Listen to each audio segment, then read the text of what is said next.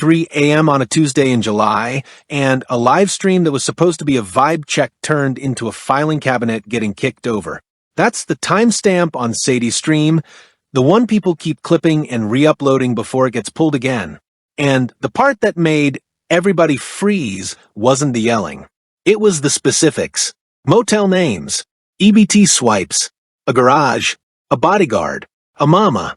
Somebody in that room kept receipts, and somebody in that room clearly didn't think those receipts would ever get read on camera.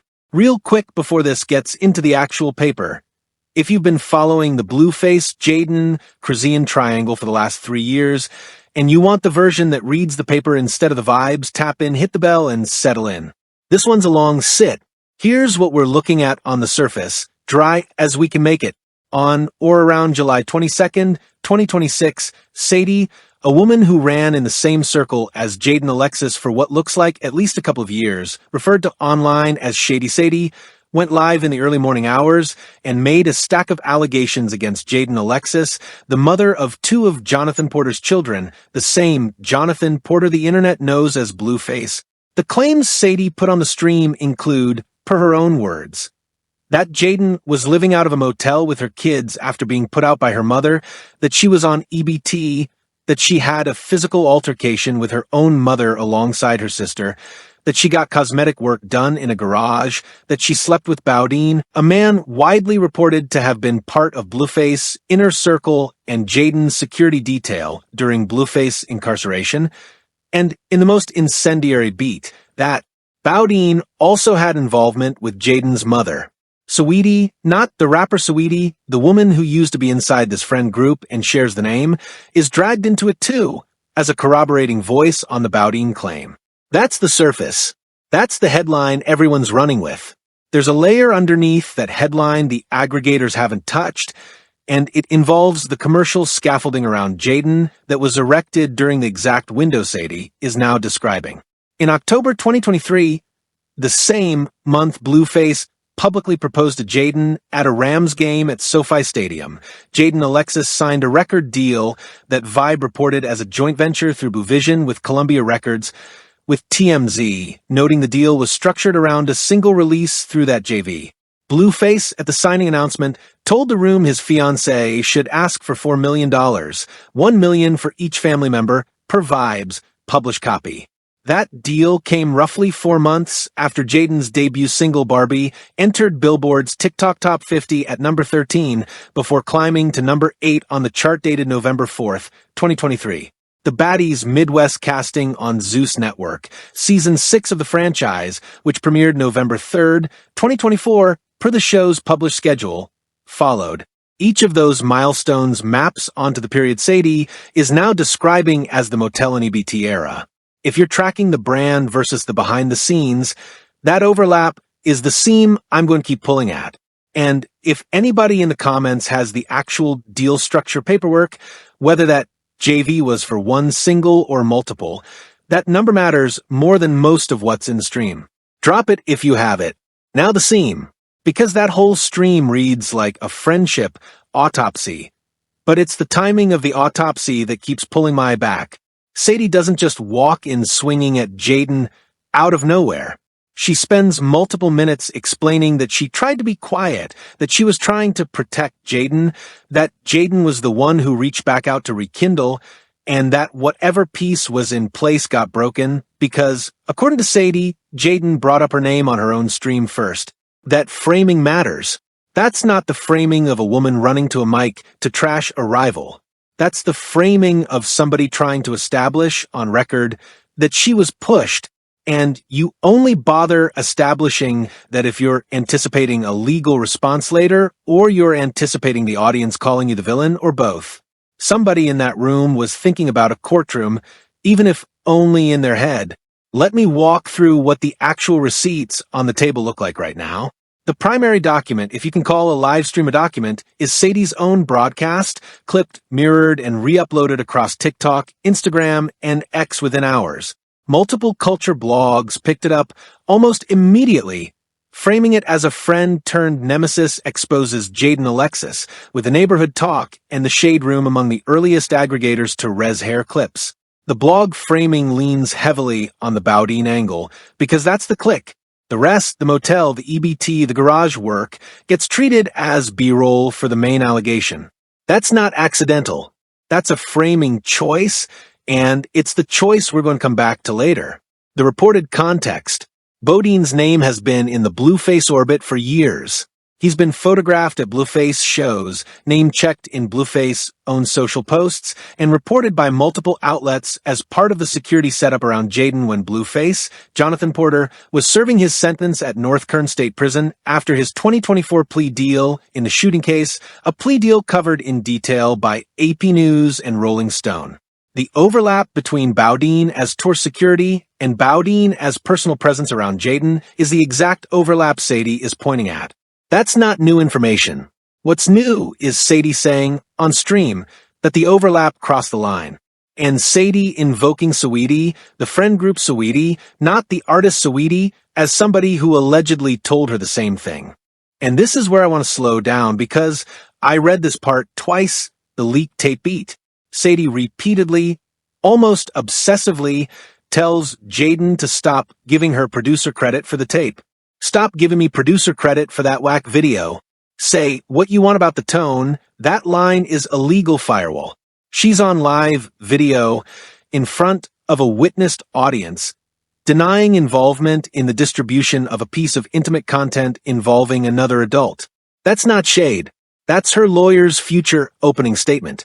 Because in California, under Civil Code 1708.85 and the Criminal Statute Penal Code 647J for distributing intimate imagery without consent is a real cause of action with real damages attached, and the person who leaked it can be sued or charged. Sadie is on the record in her own voice saying she didn't do it. Whether she did or she didn't isn't the point. The point is she came in prepared to say she didn't. Wait, actually let me reread that section. Yeah. She says it 3 separate times in the span of a few minutes. That's not accidental. That's a person who has been advised, formally or informally, that this specific claim carries specific exposure. The mother claim. This is the part that made every clip go quiet for a second before the reactions kicked in. Sadie alleges that Bowdean was also involved with Jaidyn's mother. She frames it as something she held quiet for years and only brought up because, in her telling, Jaidyn crossed a line by mentioning her family first. Now, look, we have to be careful here. This is a Tier 3 pattern and hearsay allegation. There is no filing. There is no photo. There is no third-party corroboration in the public record as of this stream. It's one person on Livestream making a claim she says was previously private. The reason it lands is because it fits a pattern the audience already suspects, that the Blueface Jaidyn orbit has for years been messier than the branded version suggests. But the receipt tier on this one is soft, and any honest read has to say that out loud. She said it. That doesn't make it true. It makes it said. And this one's a different species of receipt, because it doesn't come from the stream at all. It comes from the other side of the timeline. In October 2023, roughly a week after the public proposal at SoFi Stadium, Blueface announced Jaidyn's label signing on a live stream of his own. Per vibe, he told the room, "Raise your hand if you work for MILF Music in this motherfucker," framing the deal as a family business move rather than a standard artist signing. Vibes published copy notes that deal specifics were not disclosed. TMZ separately described the structure as a joint venture through Bluevision for a single release with Columbia Records. That's 2 outlets, 2 slightly different reads of the same deal, both published within 48 hours of each other. The gap between family business framing and single release JV structure is worth holding on to. That gap is going to come back. Flat. Just flat. A man announcing his partner's record deal by asking who works for his label. That's not a press release. That's a claim of ownership. The chart receipt, the one that says the brand was working, Billboard confirmed that Jaidyn Alexis's breakout single Barbie entered the TikTok Top 50 at number 13 before rising to number 8 on the chart dated November 4th, 2023. Billboard's published feature describes her as a Los Angeles-based social media influencer and rapper. That's the mainstream industry paper of record, giving her a first-timer spotlight. That's Tier 1. That happened. And it happened in the same 2-month window, October to November 2023, where the proposal, the deal, and the branding pivot all converged. If you're building a timeline of when Jaidyn's commercial identity was locked in, that's the window. Sadie Stream is attacking that window retroactively. Amused, actually.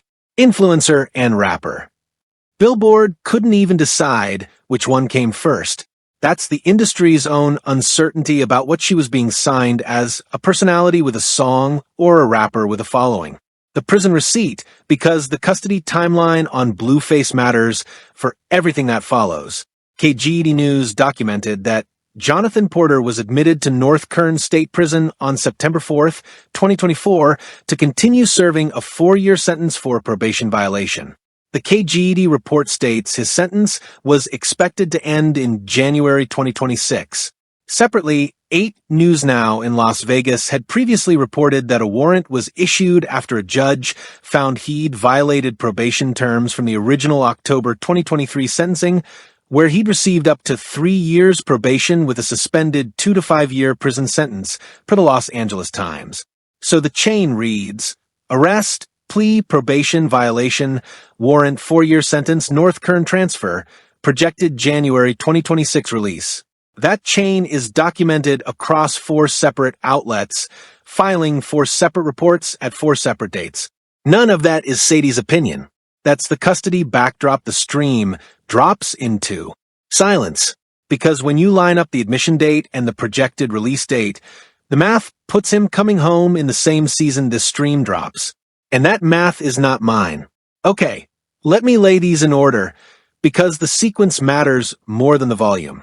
Sadie Stream doesn't just list grievances. It lays them out in a very specific rhythm.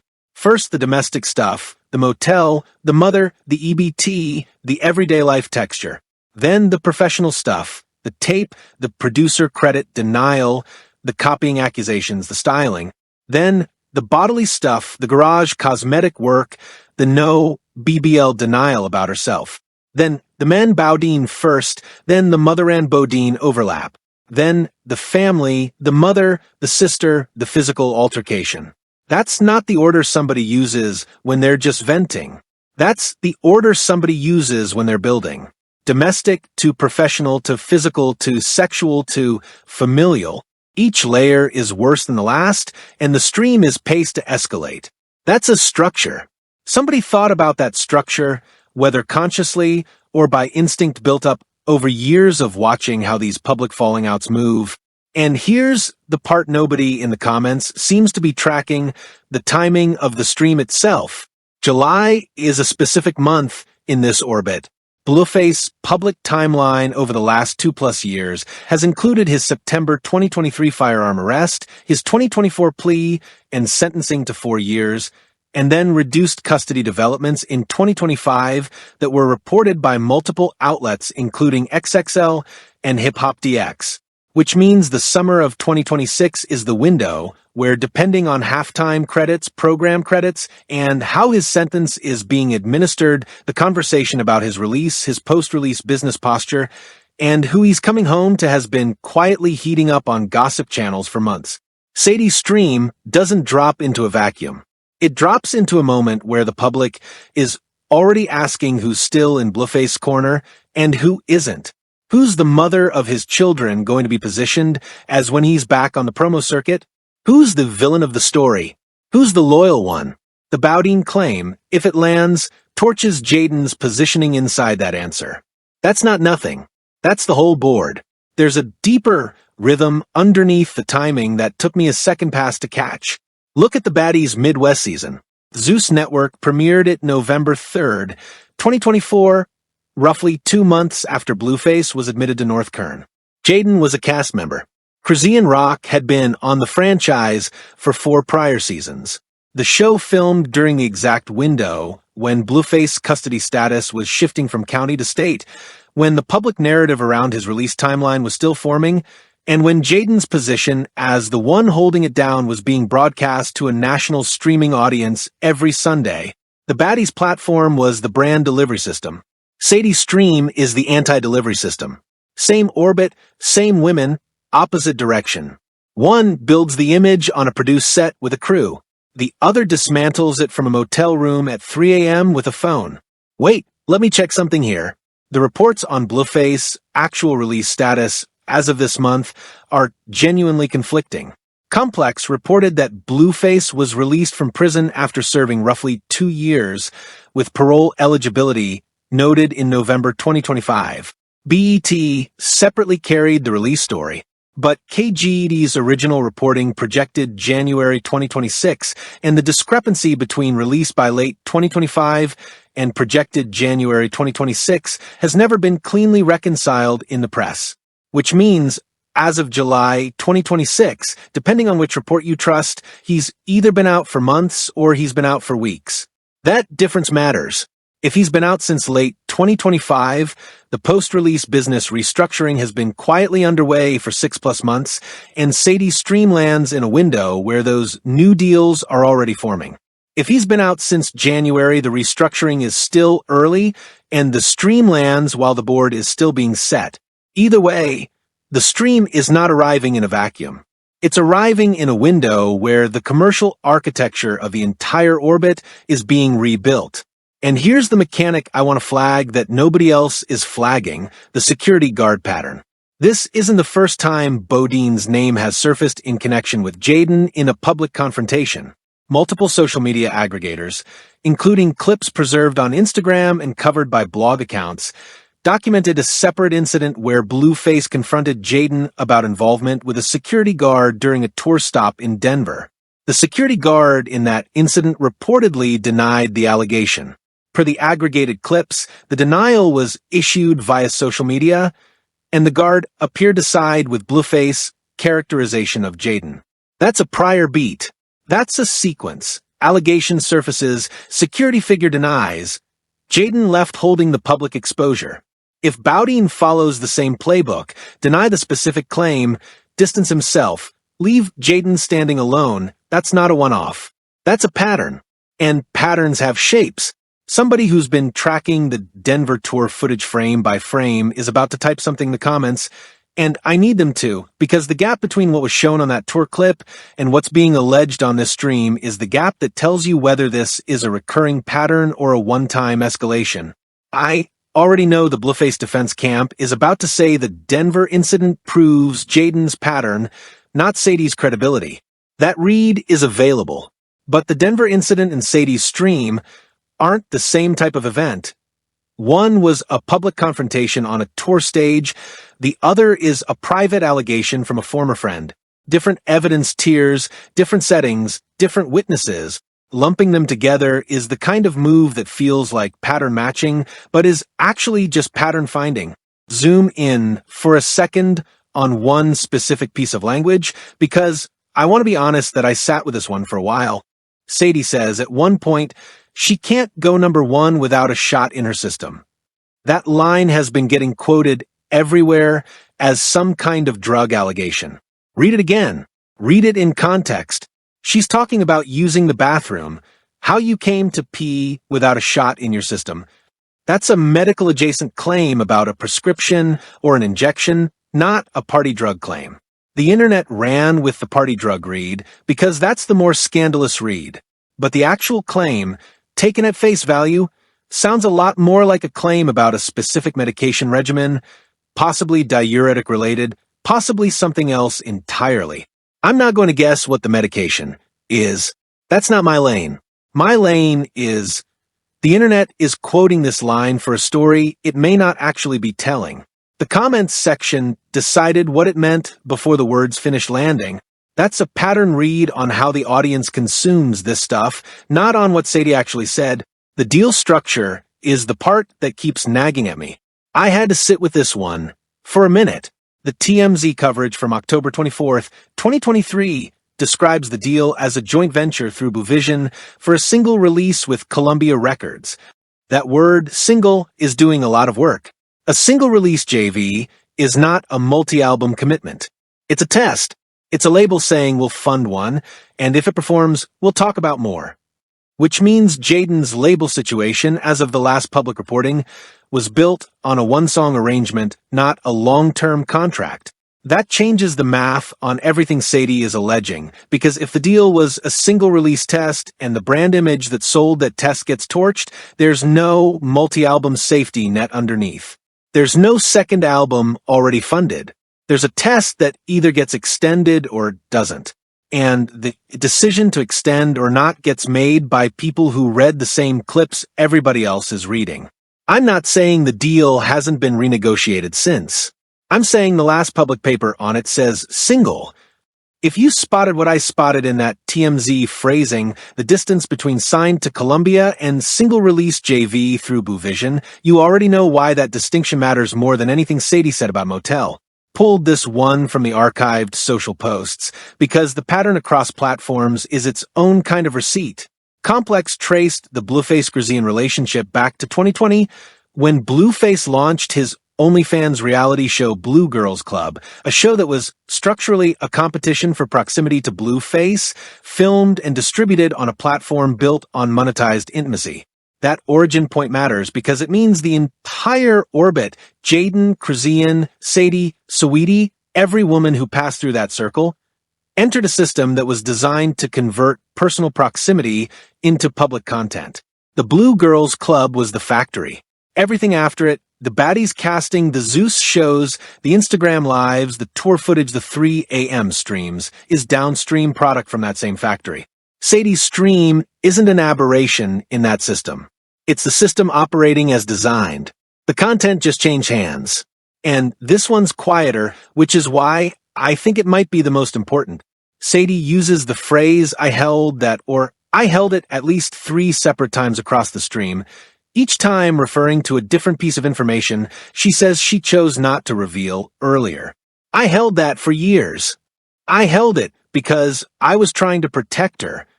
I held that one back. That's a tick. That's a repeated verbal signature that tells you something about how this person narrativizes her own behavior. She's not just sharing information. She's narrating the act of withholding as a virtue. Every I held that is a small claim of moral authority. I could have said this sooner. I chose not to. That restraint makes me more credible now. Whether that's conscious or instinctive, it's a pattern. And patterns in how someone frames their own restraint are patterns in how they want to be received. That's not a receipt about Jaidyn. That's a receipt about Sadie's presentation strategy, and it's the same strategy structurally as the producer credit denial. I didn't do this, and I could have said this, but I held back are both moves that build the speaker's credibility at the expense of the subject's. Same muscle, different reps. Here's where the framing war starts to matter. Because if you scroll the aggregators covering this, and I've been through most of them since the stream, you get 3 distinct framings, and each one tells you more about the outlet than about the story. The friend spilled the tea framing. This is where the gossip blogs live. The headline treats Sadie as a source, treats Jaidyn as a target, and treats the whole thing as entertainment. The verbs are exposes, spills, goes off. Nothing gets fact-checked. Nothing gets flagged as a Tier 3 pattern claim versus a Tier 1 documented one. Every allegation gets flattened to the same level, and the reader walks away thinking every claim is equally proven. That's the framing that gets the most clicks. It's also the framing that carries the most legal risk if any of the claims turn out to be provably false. The both women are messy framing. This is where the more cautious commentators sit. They treat the beef as symmetric, she said. She said both are unreliable, neither should be trusted. That framing feels balanced, but it's actually lazy. It refuses to weigh the claims by their receipt tier. Sadie saying she was on EBT is checkable and admitted to by Jaidyn herself in past streams. Sadie saying Bowdean was involved with her mother is not checkable and has no corroboration. Treating those 2 claims as equally credible is the kind of both sides move that makes the entire discourse dumber. That this is a Blueface story, not a Jaidyn story framing. This is the framing the hip-hop press is running because it maps onto the story they've already been telling for 2 years. Blueface as the center, Jaidyn as an appendage, Sadie as a footnote. The Bowdean claim, in this framing, is really a Blueface claim. Because if Bowdean was in Blueface inner circle and was allegedly with Blueface baby mother, that's a Blueface betrayal story and Blueface stories move. Jaidyn, in this framing, doesn't get her own agency. She's just the vehicle for a Blueface plot beat. And I want to name that framing because it's the one most of the coverage is going to default to over the next week, and it's the one that erases the woman actually at the center of the allegations. Somebody in the comments is going to say, and this is the Steelman I want to give respect to. Sadie is a scorned ex-friend, making the timing look calculated because she's angry, not because she's strategic. You're reading too much into a live stream. And I hear that. Genuinely. That read is available. But two things push me off it. One, the producer credit denial is too clean, and two, repeated to be pure emotion. That's a rehearsed talking point. Two, the specific structural pacing from domestic to sexual to familial is a build, not a rant. A pure rant jumps around. A build climbs. This climbed. That doesn't mean everything she said is true. It means the presentation was more considered than the angry ex-friend read allows. I'm hedging that. It's a lean, not a lock. And this one's been creeping up across the commentary channel since the stream went viral, the content economy framing. This version treats the stream not as gossip, not as betrayal, not as a Blueface story, but as a business move inside the attention economy. The logic: Sadie went live because going live is how women in this orbit generate audience, and audience is how you generate revenue, and revenue is how you survive when you're still on EBT, which Sadie said she was on the stream in what was either a moment of solidarity or a moment of brand alignment. In this framing, the truth of the claims doesn't matter. The streamability matters. The clippability matters. The fact that we're still talking about it 48 hours later is the entire return on investment. This framing is the most cynical, and it's also the one that most of the commentary class privately subscribes to while publicly treating the stream as drama. The verbs in this framing are leverages, capitalizes, monetizes. Nobody in this framing is a victim. Everybody's a creator. That read strips all the human cost out of the picture, and it's the read that lets the audience consume the stream without sitting with any of the weight. I don't buy it as the whole story, but I can't pretend it's not partially true. Now, the second Steelman, because there's a counter-narrative the comment section is already building that deserves a fair hearing, and it's coming from a different direction than the scorned ex-friend read. The fan camp talking point is already forming around the security guard's denial in the Denver incident. The argument goes, the last time somebody accused Jaidyn of being with security, the security guard denied it publicly and sided with Blueface. Sadie's Bowdean claim is the same playbook. Accuse, get the clicks, let the denials or confirmations sort themselves out later. The pattern isn't Jaidyn's behavior. The pattern is people using Jaidyn's name for attention. That's a real argument. I'm going to sit with it for a second because it's stronger than the scorned ex-friend read. It accounts for the Denver precedent. It accounts for the fact that the security guard in that case did deny. It accounts for the possibility that Jaidyn is a recurring target, not a recurring perpetrator. Here's where it breaks down, though. The Denver incident was a live confrontation. Blueface confronted Jaidyn on a tour stage in front of a crowd, and the security guard responded on social media after the fact. Sadie's stream is different in three specific ways. One, Sadie isn't a stranger or a tour employee. She's a former friend who places herself inside the motel, inside the EBT line, inside the pool, inside the drinking sessions. She's a witness with proximity, not an outside accuser. Two, Sadie's claims aren't just about Bowdean. They span domestic, professional, physical, and familial layers. The Denver incident was one claim. This is a stack. Three, and this is the part the fan camp argument doesn't account for, the producer credit denial. Nobody in the Denver incident needed to pre-denounce involvement in distributing intimate content. Sadie did that 3 times. That's not the behavior of someone who's recycling a playbook for attention. That's the behavior of someone who's been advised about specific legal exposure. The fan camp read treats the two events as the same script. The paper says they're not. Paper, not insult. The fan camp argument is available. The receipts just don't support it as the whole picture. Alright, let me put the actual take on the table. The mainstream read of this stream is going to be Shady ex-friend exposes rapper's baby mother, chaos ensues, Blueface will comment, Krazian will comment, everyone will monetize the fallout. That read is fine. It's not wrong. It's just not the whole picture. The picture underneath, the one the paper trail supports, is that Jaidyn Alexis's public image going back to Blueface 2023, she was different from all the rest, era, was built on a very specific premise, that she was the stabilizing force, the quiet one, the mother, the not Krazian. That was the entire branding contrast. Krazian was the chaos. Jaidyn was the calm. That contrast is what got her a record deal with Milk and Honey Music / Empire, what got her the Baddie West feature run, and what got her the sustained press cycle she rode through Blueface incarceration. The stabilizing force branding was the product. Sadie's stream isn't just gossip. It's a targeted strike on the product. Every single claim she made, the motel, the mother, the EBT, the tape, the cosmetic work, the men, the family violence, is aimed at the same seam, the gap between the branded version of Jaidyn and the private version. If even a third of what Sadie said sticks, the Com1 contrast doesn't hold anymore. And if the Com1 contrast doesn't hold, the entire post-Blueface commercial positioning has to be rebuilt from a different foundation.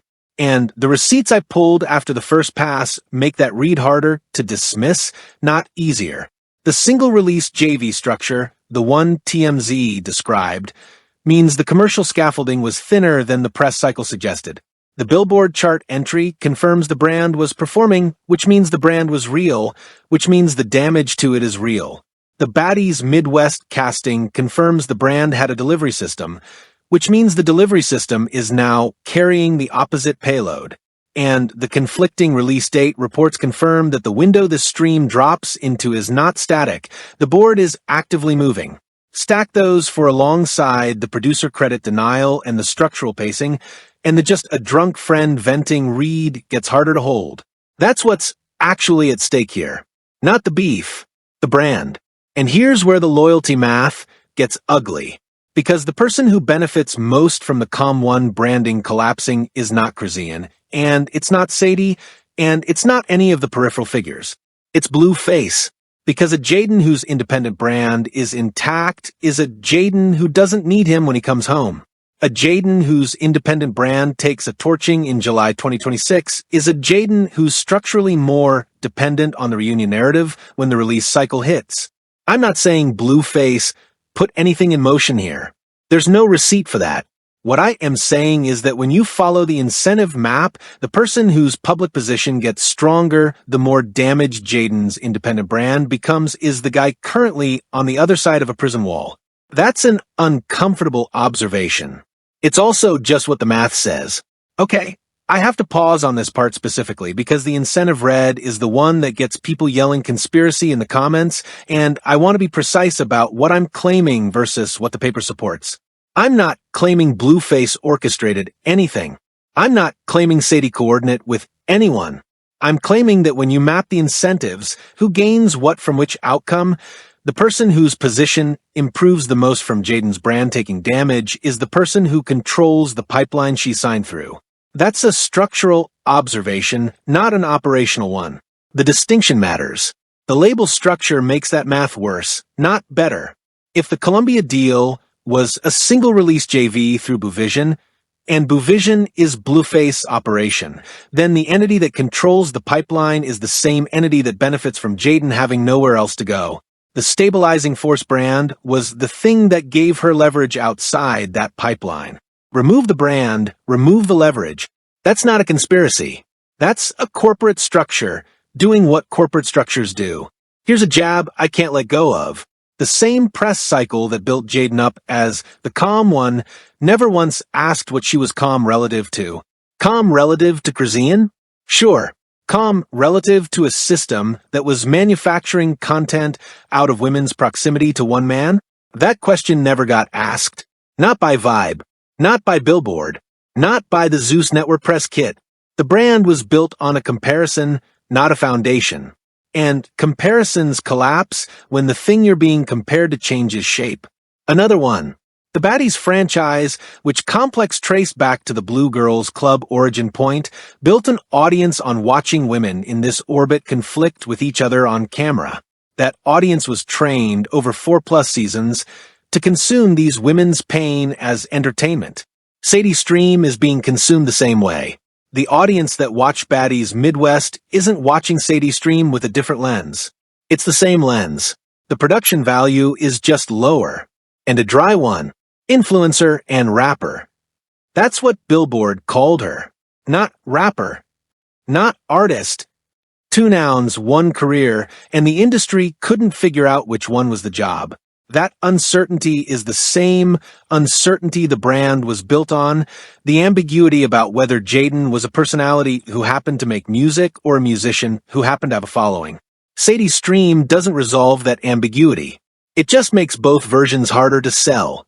The counter to my read is going to be that I'm giving too much strategic weight to a 3 a.m. live stream that was probably just a drunk friend going off. Fair. Sometimes a live stream is just a live stream. But the producer credit repetition tells me somebody was thinking about tomorrow while streaming tonight. And the structural build from soft claims to hard ones tells me somebody had thought about the order. You don't have to be a genius to plan a stream.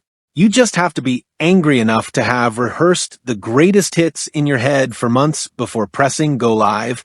That's the version of strategic I'm claiming here. Not a conspiracy. Just a person who'd been drafting this in the mirror for a while.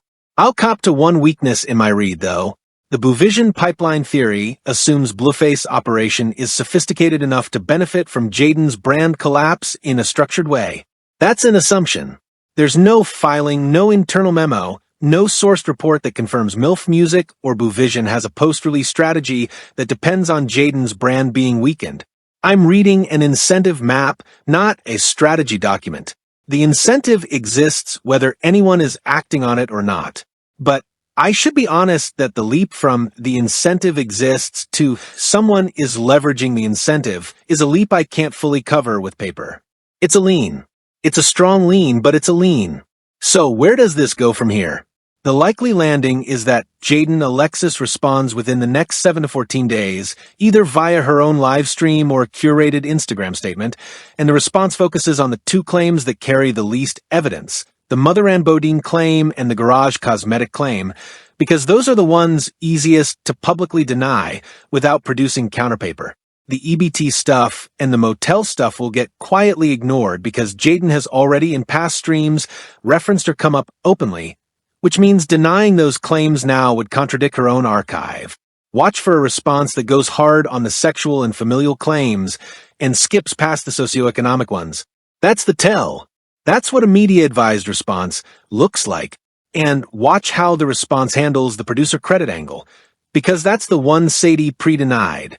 If Jaidyn's response doesn't address the tape at all, doesn't accuse Sadie, doesn't deny the tape exists, just skips it, that tells you Jaidyn's team is treating the tape as live legal exposure and has been advised not to touch it on a recorded platform.